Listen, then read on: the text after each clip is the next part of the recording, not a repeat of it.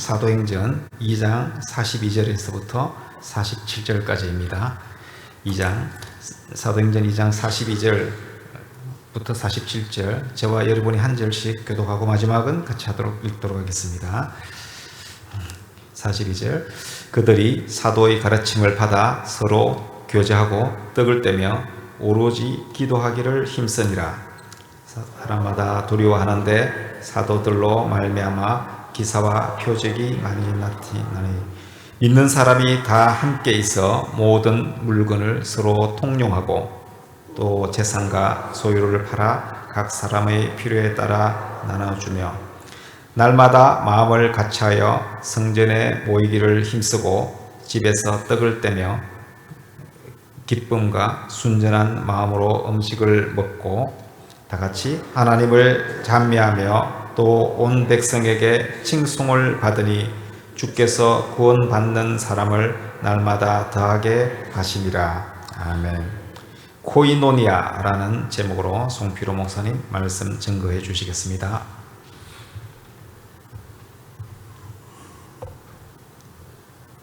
제가 잠깐 기도하겠습니다. 하나님 아버지, 추석 명절 이렇게 많은 우리 공동체 식구들이 또 고향으로 흩어졌습니다. 각처에서 하나님을 경외하고 주님을 전가하는 아름다운 시간 되도록 함께 해주십시오. 오늘 우리가 함께 말씀을 듣습니다.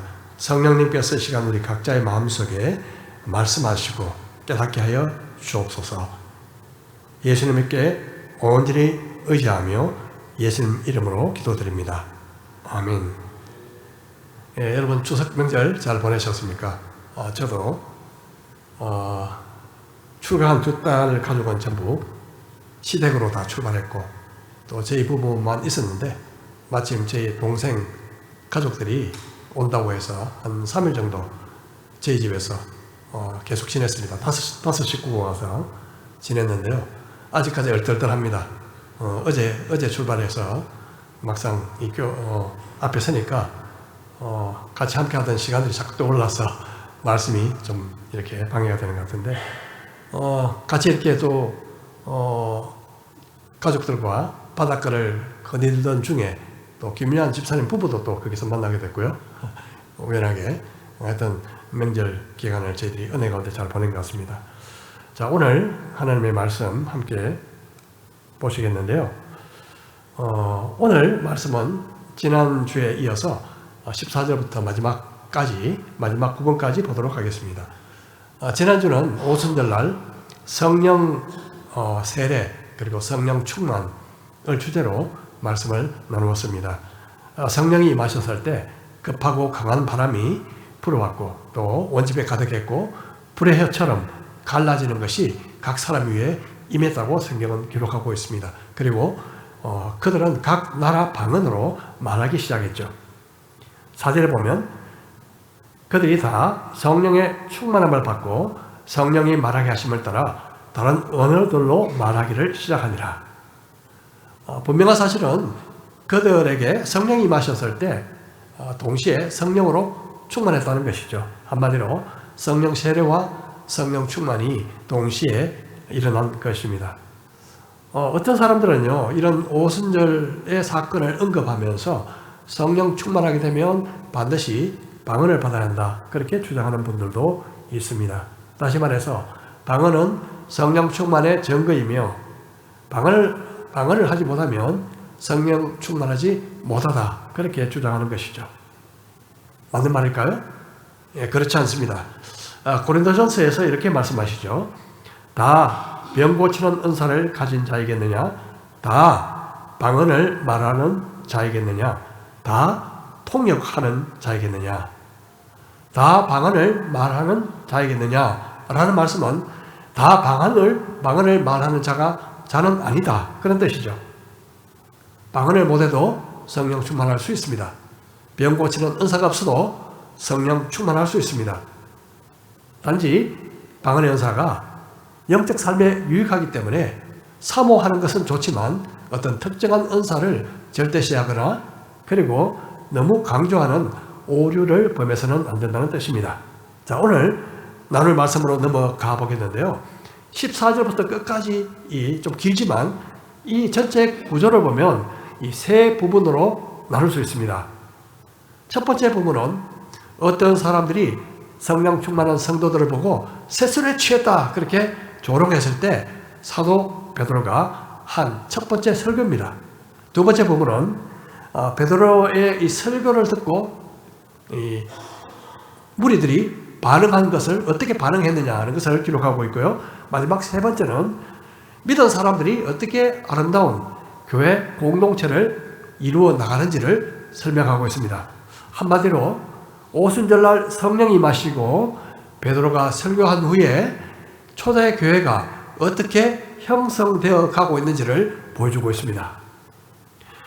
사도행전에 보면요, 설교가 총 19번 등장하는데 그 중에 8개는 베드로, 9개는 사도 바울, 그리고 스데반과 순교한 스데반과 야고보 각 1개씩 이렇게 있습니다.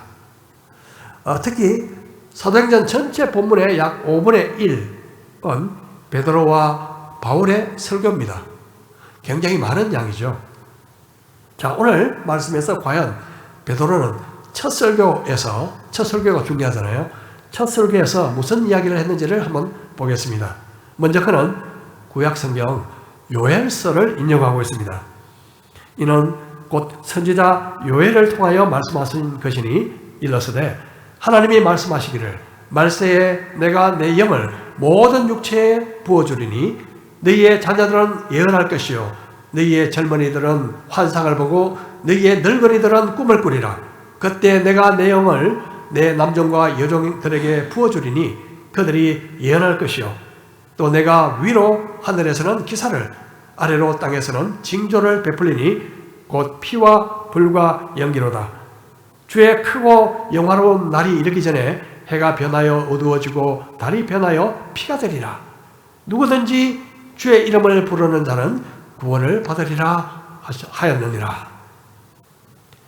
성령이 임하셔서 나타나는 그 현상은요, 어떤 사람들이 조롱했듯이 오전부터 술에 취해서 일어난 일이 아니라 바로 구약성경 요엘서의 성취, 예언의 성취임을 베드로가 밝히고 있습니다. 즉 하나님께서 말세에 하나님의 영을 성령을 모든 육체에게 부어주겠다는 말씀이 성취되었다는 것이죠. 여기서 말세란 우리가 잘 아시다시피 예수님이 처음 오신 초림과 다시 오실 재림 사이에 그 모든 시간을 가리키고 있습니다. 그러므로 우리는 현재 말세에 살고 있는 것입니다.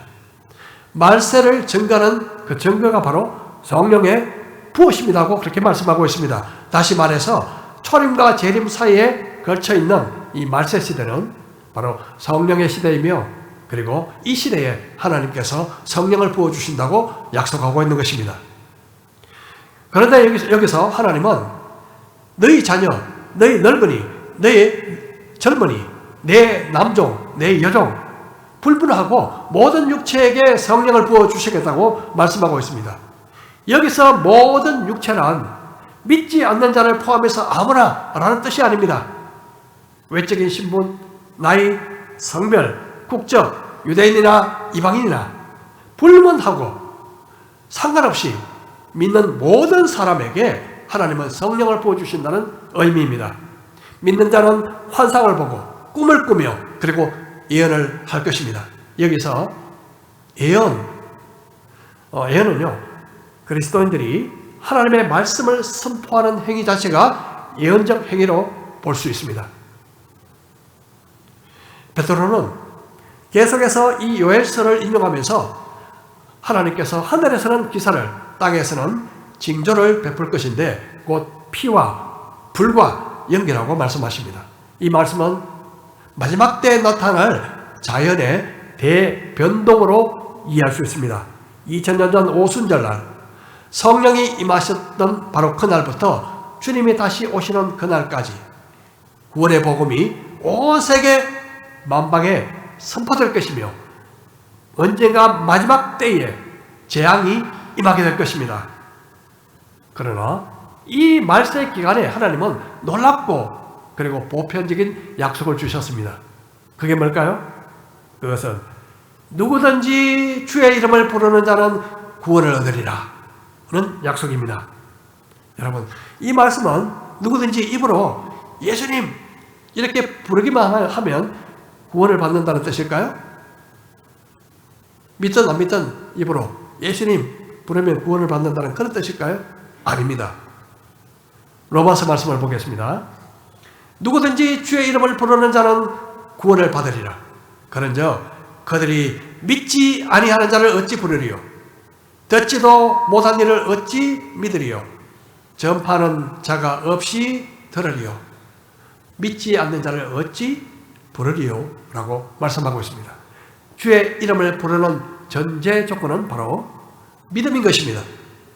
믿음 없이 주의 이름을 부르는 것은 가짜요 그리고 거짓 위선입니다. 그러나 예수님의 이름을 믿고 부르는 자는 누구든지 구원을 얻습니다. 이 구원에 대해서는 아무도 차별이 있을 수 없습니다. 남자나 여자나 유대인이나 이방인이나 젊은이나 늙은이나 주인이나 종이나 아무런 차별 없이 누구든지 주의 이름을 믿고 부르는 자는 구원을 받게 되는 것입니다. 요엘서를 인용한 베드로는 다시 시편 말씀을 인용하고 있습니다. 어부 출신인 베드로가 이렇게 구약에 있는 요엘서와 시편 말씀을 자유롭게 인용하면서 말씀으로 압도적인 그런 메시지를 전할 수 있었던 것은 그가 성령 충만했기 때문에 그렇다고 믿습니다. 그가 행한 설교는요, 오늘날 우리가 복음을 설명하는데 아주 중요한 자료가 될 수 있습니다. 과연 그가 어떤 내용으로 이야기했을까요? 베드로는 먼저 예수님이 그리스도 메시아라는 그 사실, 그 이유를 설명합니다. 주님이 이 땅에 계실 때 큰 권능과 기사와 표적을 행하심으로 하나님께서 그가 메시아임을 증언하셨다고 말씀하고 있습니다. 하나님만이 하실 수 있는 일을 하셨다는 것은 그가 바로 하나님이시라는 것을 증명하는 것이기 때문입니다. 23절입니다. 그가 하나님께서 정하신 뜻과 미리 아신 대로 내준 바 되었거늘 너희가 법 없는 자들의 손을 빌려 못 박아 죽였으니 비록 예수님이 메시아이셨지만 법을 무시하는 자들에 의해서 십자가 죽임을 당하셨습니다. 이것은 사실 하나님께서 창세전부터 가지고 계셨던 계획이셨고 놀라운 비밀이었습니다. 하지만 하나님은 그를 죽음 가운데서 다시 살리셨습니다. 특별히 다윗은 자신이 지은 시편 속에서 예수님의 부활을 예언하고 있습니다. 다윗은 주의 거룩한 자로 썩음을 당하지 않을 것이다, 그렇게 말하고 있습니다. 여기서 주의 거룩한 자는 바로 예수 그리스도를 가리키고 있는 것입니다. 다윗은 왕이죠. 그가 왕이었지만 어떤 의미에서는 예수님의 부활을 예언한 선지자이기도 했습니다. 그러므로 베드로는 요엘, 다윗과 같은 선지자들이 예수님의 부활을 증거하고 있을 뿐만 아니라 또 베드로 자신 그리고 사도들이 예수님의 부활을 직접 목격했다, 이것이 바로 증거다, 그렇게 말하고 있습니다. 그러므로 오랜전 선지자들의 예언과 또 사도들이 목격한 부활이 동일한 증언으로 한 점에 만나게 된 것입니다. 베드로는 나아가서 예수님께서 부활 승천하셔서 하나님 우편이라는 권능의 위치에 오르신 이후에 하나님 아버지로부터 성령을 받아 우리에게 부어주셨다고 선언하고 있습니다. 33절, 하나님이 오른손으로 예수를 높이시며 그가 약속하신 성령을 아버지께 받아서 너희가 보고 듣는 이것을 부어주셨느니라.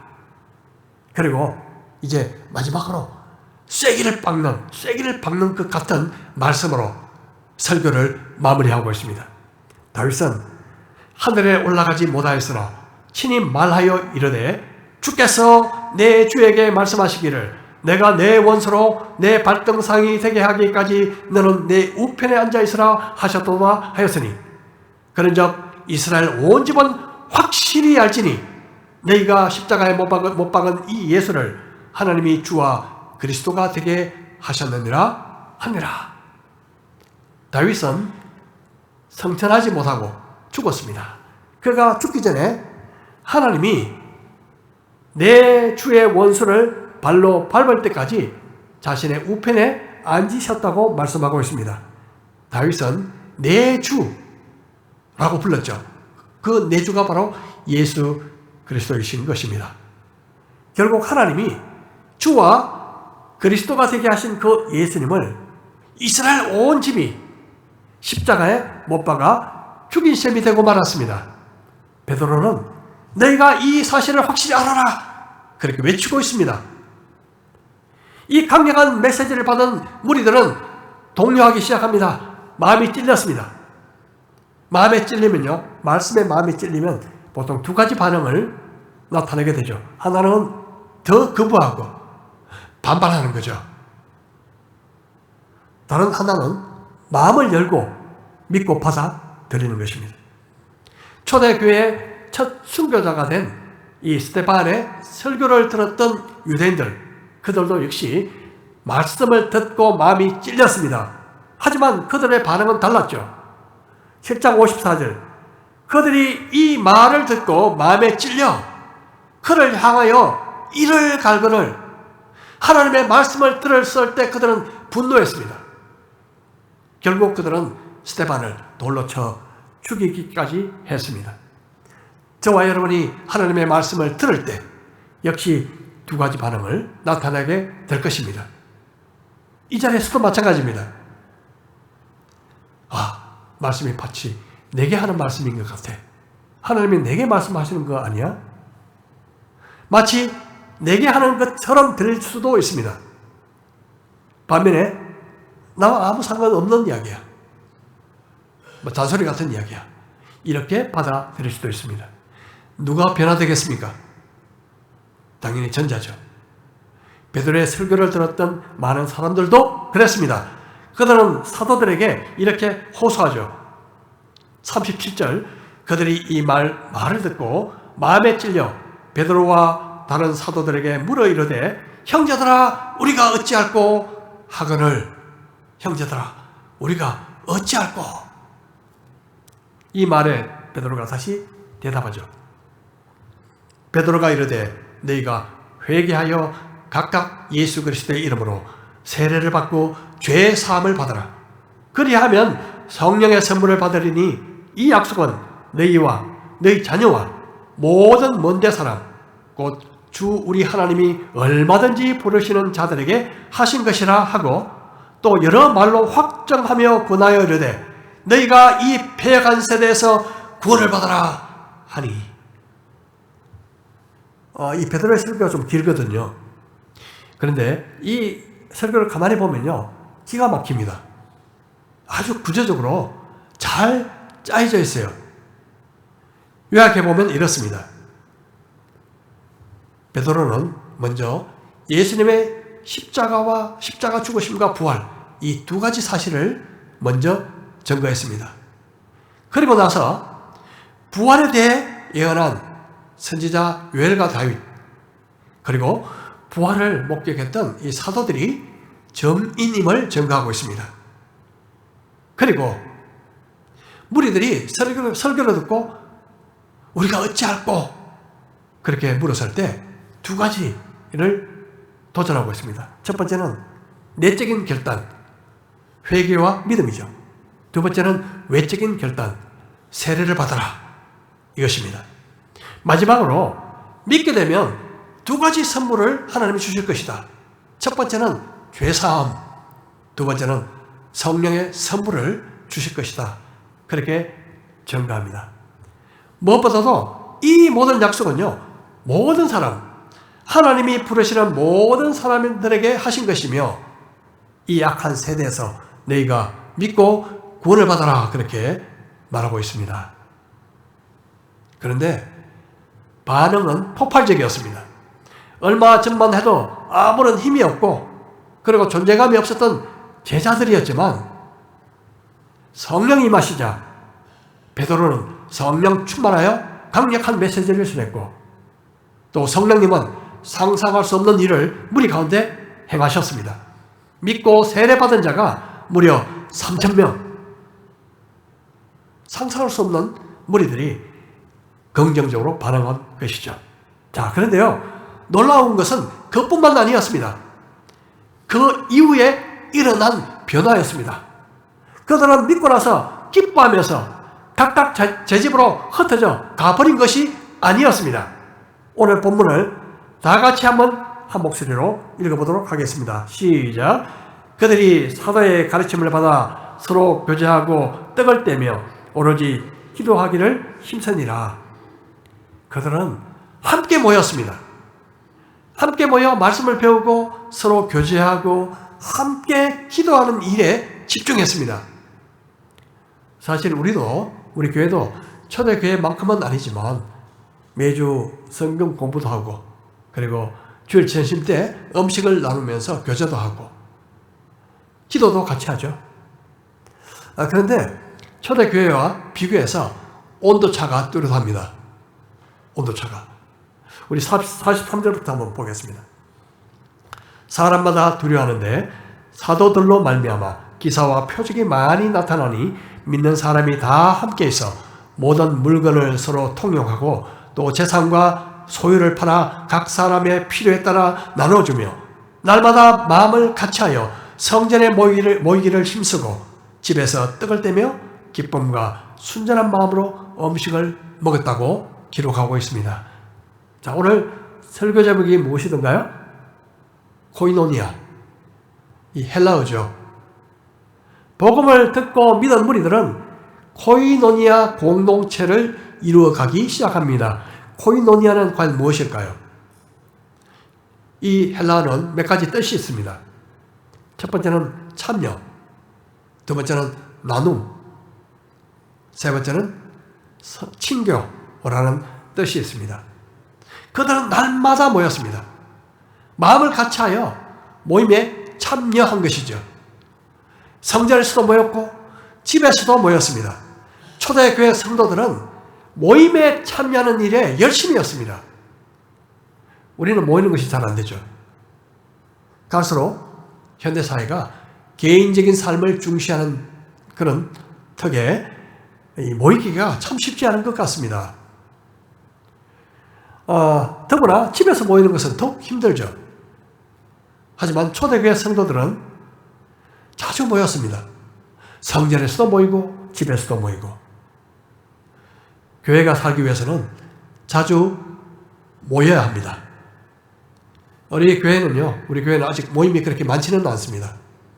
그래서 모임이 있을 때마다 함께 적극적으로 참여하는 저희 교회가 되기를 축복합니다. 두 번째는요, 나눔입니다. 나눔. 그들은 물건을 같이 쓰고 재산과 소유를 같이 나누었습니다. 쉽지 않은 일이죠. 그렇다면 현대 크리스찬들도 우리 집에 있는 모든 것들을 다른 사람과 재산과 소유를 나누어야 할까요? 그것이 맞는 것일까요? 예수님은 한 부자 청년에게 그렇게 도전하십니다. 내가 가진 것을 다 팔아서 가난한 자들에게 나눠주고 너는 나를 따르라. 그 청년은 걱정하면서 떠나버렸죠. 하지만 성 프란시스처럼 주님의 말씀을 액면 그대로 믿음으로 받아들이고 실천한 사람들도 많습니다. 모든 재산을 가난한 사람들에게 나눠주고 빈몸으로 주님을 따랐던 거죠.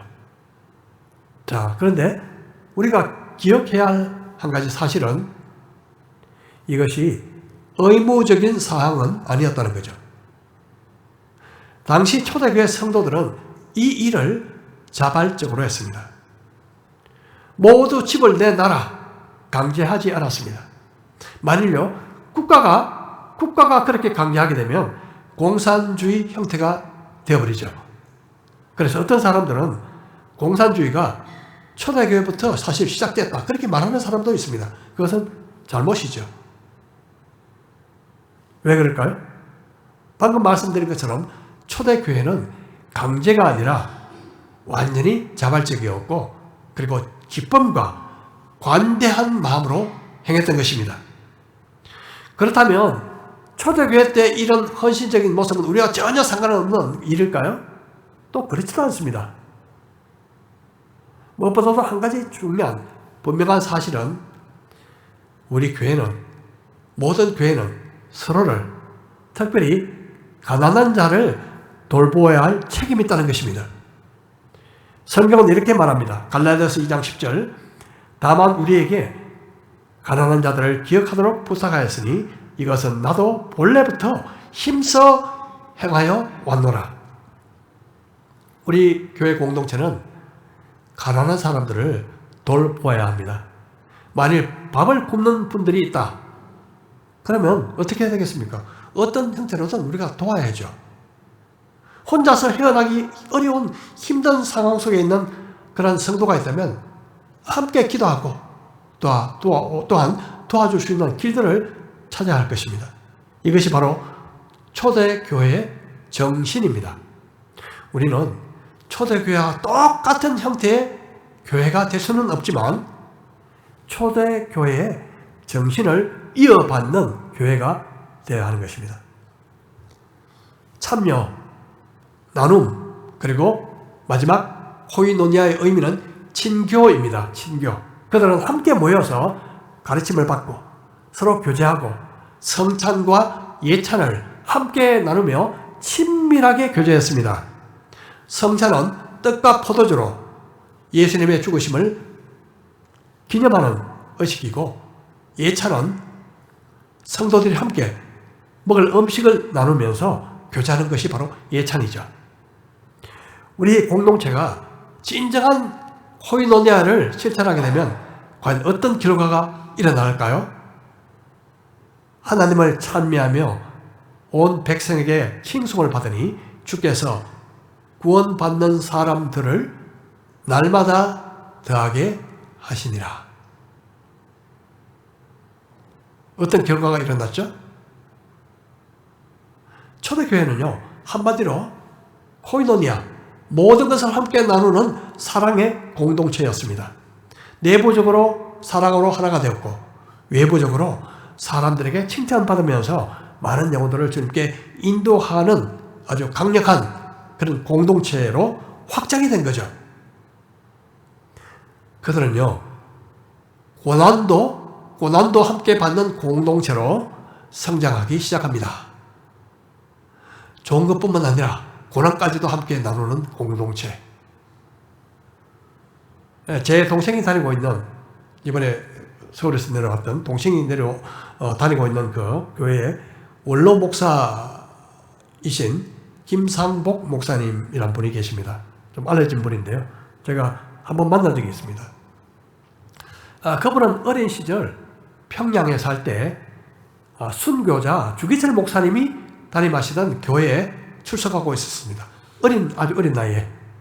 그 주기철 목사님 교회 성도였던 셈이죠. 한 번은 교회에 일본 경찰들이 난입해서 주기철 목사님을 끌어갔습니다. 성도들이 다 보는 앞에서.